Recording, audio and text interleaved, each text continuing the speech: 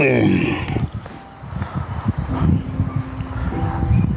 this video, I'm going to tell you my story as I narrated in the first video that I experienced divorce after coming back to Zimbabwe. So this is going to be a part where I tell you what actually happened. Of course, I'm not going to go into finer details of what happened because I am still co-parenting with my ex-wife. So I'm going to categorize this video into 3 parts. The first part being that I'm going to talk about what were the long-term effects to this, and then the short-term effects, and then the mistakes that I made and what I've learned. So it's going to be in 3 parts. Let me begin with the long-term effects of the breakdown of my marriage. Firstly, I want to say that the long-term effects of the breakdown of my marriage was mostly because of me. What I mean by this is I overlooked some of the things hoping that someone was going to change. But someone never changed. So you get into a marriage and you are hoping that your partner is going to change their attitude, the one that you had when you met them or when you realized that you are now consummating a marriage. Such naivety is what caused me to have a crumbled marriage, because I was hoping that someone out there was going to come and fix our marriage and was going to put her in line and cause her to change. These were the long-term effects. I started seeing what I believed was not aligning with my core visions or my core values or what I deemed to be the pillars of marriage way before the wedding. And the naivety that I had was she would change. She eventually changed, but that never happened. And then to add on to that was the issue of the money. I had a problem with money from the onset. My relationship with money was always bad, if I can put it that way. I had a bad relationship with money in the sense that I was someone who was not living within their means, because I was hoping that the partner that I'm going to attract, we're going to put our money together and then all our troubles will go away, my money troubles will go away. So that was one of the reasons. So looking at it, you then now see that had I been disciplined enough to look at money this way now, maybe this was not going to happen. Then the second thing that happened was, or the second reason that I would want to say was the other trigger to this, what I can call short-term causes. In terms of short-term causes to the breakdown of our marriage was partly the fact that we lost our baby in 2021. And when we lost our baby, there was mudslinging that happened. And I can say my ex-wife never healed from that experience of losing a baby. And she did not get, what can I say, proper counseling for her to accept or to see situation as it is. You know, they say in Shona, pano famana pashaiku moroi. There was a lot of thinking that I didn't have a connection with my baby and a whole lot of things. So looking at it, From the time we lost our baby, that's when the breakdown or the affection really was lost. There's no real affection. We were trying to force things, and in the end, that's what then led to total loss of affection, whereby there was nothing, totally nothing. When we lost our baby, I believe I experienced a little bit of depression, but as for her, I remember she would have panic moments, and I encouraged her to go and, get therapy, which she was adamant to do, which I don't blame her. She thought she could pull through, but I think that's where we lost it there. That was one of the short-term causes when we lost our baby. And then let's come to the mistakes or what I've learned in this whole thing. This is going to be an explanation of what you need to do as a man. I think the mistakes that I made were partly because there was no preparation of manhood that I received prior to my marriage. I did not know my total responsibility as a man. Yes, I knew that I needed to provide. I had a stable job, but I didn't know to what extent, mainly the men that were in my life, in growing up, say that they were not putting a role model that I could see, or that I could emulate, or that I could learn from. What I was taught was, as a man, you are supposed to tolerate women. But in actual fact, the truth of the matter is that you must draw a line to say, when it comes to finances, the buck stops with you. When it comes to this, the buck stops with you. So I never got to be a firm man or to be somebody who can say, we are not doing this. So I was such a man who was, whenever I'm tested by the woman to say, let's do this, what I would do would be, okay, let's do it. I want to make her happy. But life is not all about that. There are times that you have to make firmer decisions whereby you say that my way or no way. Why do we do that? Because women are emotional beings and men are very calculative. So if as a man you get to a point whereby you are always led by the woman, or the woman is taking the lead in the marriage, you are bound to crash, because at the end of the day, you are going to do things that you know intrinsically that you don't like to do these things. But you are doing them anyway because you want to please her.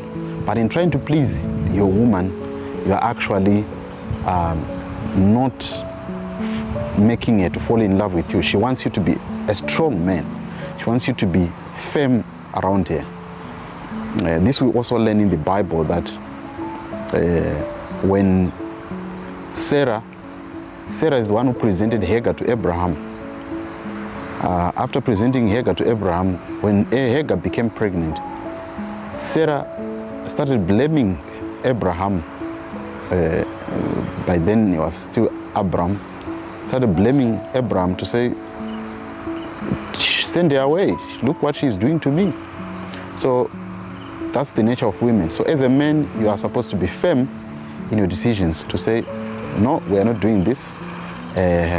Whether you like it, whether she can sleep angry, but those are the things that I've learned, and I carry them in my next marriage. So that was the thing. And the other mistakes that I can say I've learned to live within my means, to cut my cloth according to my coat. This is something that I'm still learning, of course, but what I realized that one of the reasons why our marriage failed was the fact that I allowed us to live outside of our means for the longest time, until when there is no money in a marriage, when marriage has no money, happiness goes away. And when there is no happiness, you'll find out that you start to dislike each other, you start to not like each other. So when I look in retrospect, I can say one of the reasons was I failed to be someone who could enforce laws. So I can call myself, I was a simp then, but if I had known what I've known now, I wouldn't have allowed such things to happen. I would have been firmer. So it's regrettable that we learn from these mistakes. And one of the things that also made us to stay for that long, or I could have pulled off the marriage before it started, was the fact that, growing up, you grow up with a dream that, okay, I want to be the first one to graduate in my family, I want to be the first one to do this, I want to be the first one to do that. But in some instances, you might find out that the dream that you have, or the desire that you have, is, maybe some of you can relate to this. Some of you, before you bought that iPhone 14, you thought when you get it, it is the next big, it was going to make you happy. Before you bought a car, you thought it was going to make you happy. Before you acquired something, you thought it was going to make you happy. So you realize that life is not about the wedding. Life is not about you being the first. Sometimes it's all about, can you afford to be the first without you destroying yourself inside, without putting yourself in a self-destructive mode. That was my situation, whereby I was so obsessed with, I want to get a wedding, but in the end, the wedding got the better of me. So that is another reason. And one also of the things that I also learned in this was the fact that don't tolerate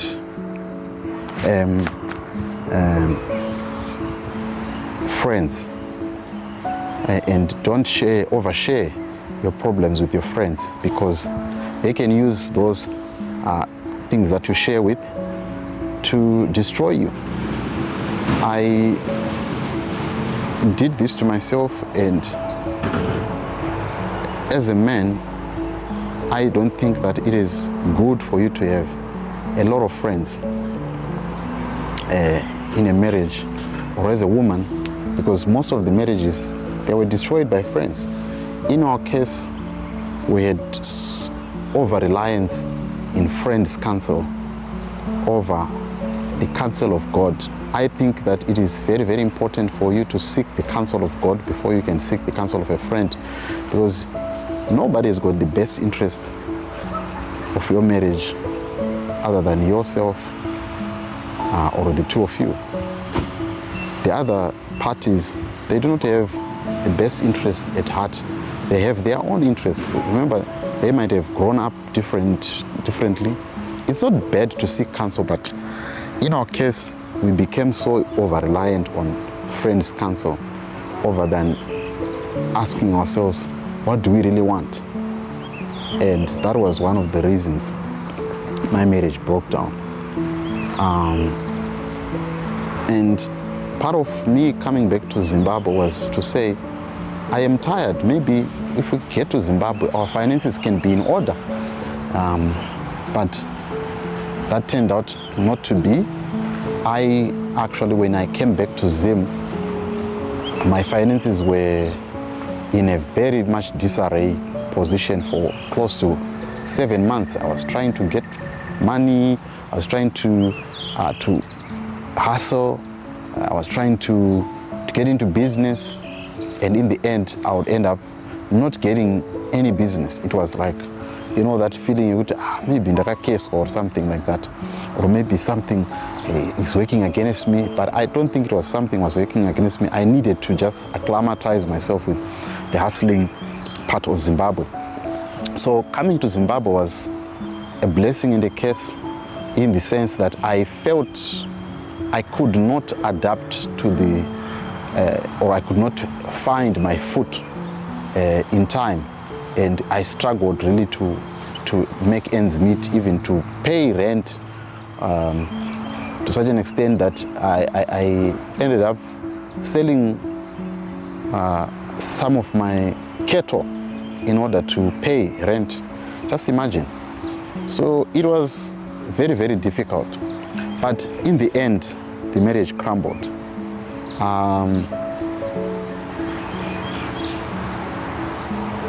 Very painful. I miss my kids. I miss the times that I had. But also, inside me, I love, or I cherish the time that I've spent with my kids and what I've shaped them to be in the few years that I was in their life every day. And also the good thing about it is that I'm glad my marriage ended, because I don't think it was going to be good for us then to part ways when the kids probably have grown up. I didn't see a future in that marriage for quite some time. There was a time when I was like, I don't think this is gonna work. I could feel inside me that this is not going to work. I'm just putting up the face because people would see us on social media and say, wow, what a lovely couple. But inside me, I knew that I was dying. So I'm glad it ended, because had it continued, I don't think maybe I could have died of depression, because I was dying inside, you know. So personally, I would say I'm glad it ended, because I was not living my life. I was living a life that I could say it was a good thing for me to reset and have a proper structure of my life. And really, because what I really wanted, you know, whereby you see that you are pulling, they say in Shona, hakuna machongwe tu anokukuridza mudanga rimwe chete. In our case, what was happening was she was having her vision, I was having my own vision. And it took time for her to even understand my vision. There was always clash of saying she wants to do her thing. If I want to do anything that concerns my vision, she would crush it. So I expected her to say, when I come back, she would say, go out there and kick some ass. You know, that's what I wanted. I wanted, when I come back home, I find comfort. And it turns out that she was an ambitious person, if I can put it that way. Very ambitious, and nothing wrong with that. But I don't think it is good for a marriage to be built up around somebody who is ambitious in a certain direction, whereby you are not agreeing on most important or fundamental issues. And there you realize that you are not going to click at all. If she is, let's say she's ambitious in sport, and yours may be sports management, right? I can be ambitious in sport and she is in sports management. Then our visions are kind of complementing each other. But if she's ambitious in other ways, or maybe she's ambitious in film, and I'm ambitious in something that is totally opposite to what she is, there is no way that our visions will complement each other. So I really think that it is very, very important to have somebody who can complement your vision, who can align themselves towards your vision. To say, for example, I can give, for example, of Beyonce and Jay-Z. Jay-Z is a business mogul who has created a big record label in America. Jay-Z is a business mogul who has created a big label in America. Beyonce, she's a singer, an actress, and an artist. Their vision are complementing each other. So there is always that a complement of their vision. So I think it is very, very important to have somebody who can complement your vision. In my case, like what happens even in rural areas whereby you find out that a man and a woman, they are in a marriage, and the man they are farmers, and the woman is also into farming. You know, this is a vision whereby people are complementing each other. So in conclusion, I want to say, some people were saying, you know, please soldier on.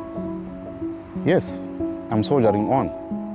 My own information, after we parted ways, I saw a big change in my life.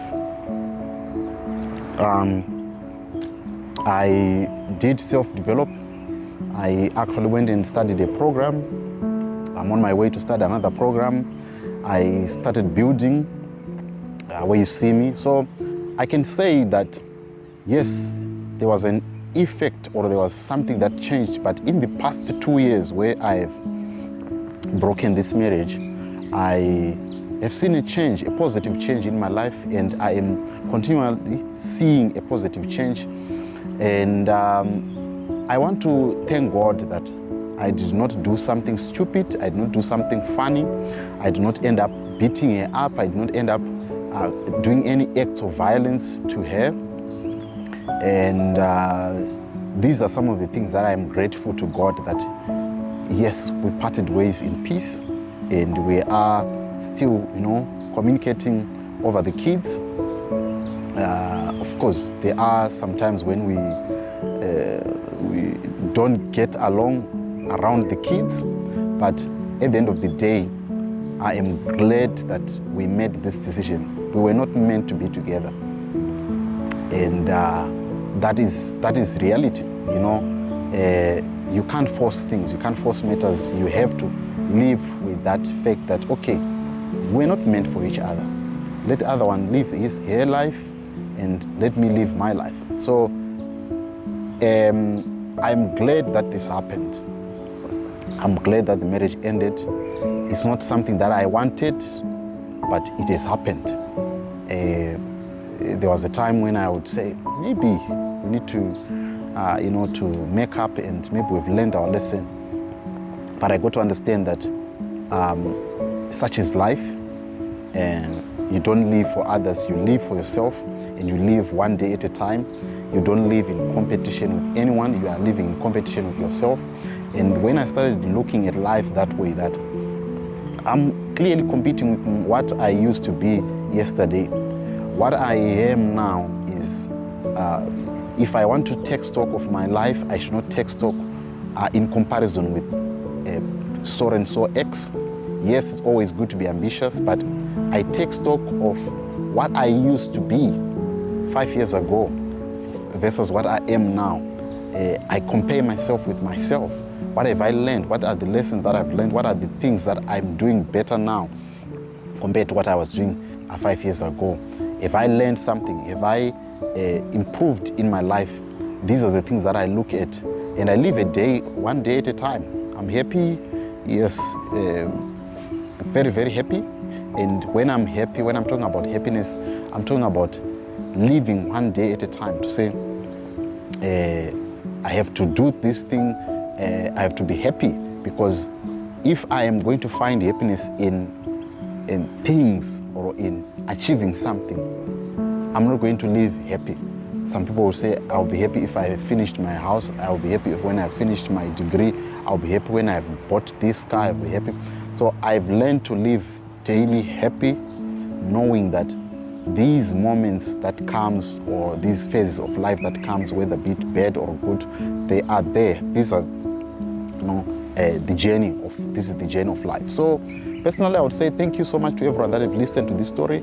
Hopefully it could give you some lessons if you are an individual, probably what you have experienced, what lessons have you learned. But my encouragement to anyone who wants to get married, they always say debt within your tax bracket. It's always good, because at the end of the day, you don't want to be, as a man, be at the mercy of your wife. Be a man, stand up and be the sole provider. And if we are going to have teachings around men, we should be taught to be very, very self-reliant and never to allow women to lead us, because that's not the hierarchy of godliness.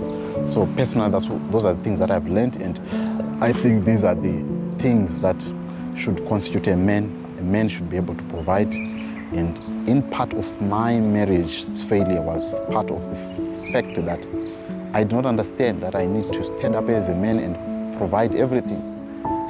There was a time that I could not provide, and I have to admit that. And I was expecting the other person to chip in. It's good for them to chip in, but as a man, you should be able to strive or to make sure by any means you provide for your family. So I hope that can give you a lesson or two to those that are wanting to get married. Be a man. Don't be a simp. Be strong, be firm, and be realistic about your life. And these are the lessons that I learned from my broken marriage. Hope I've helped you, and I'll see you on the next video, and bye for now.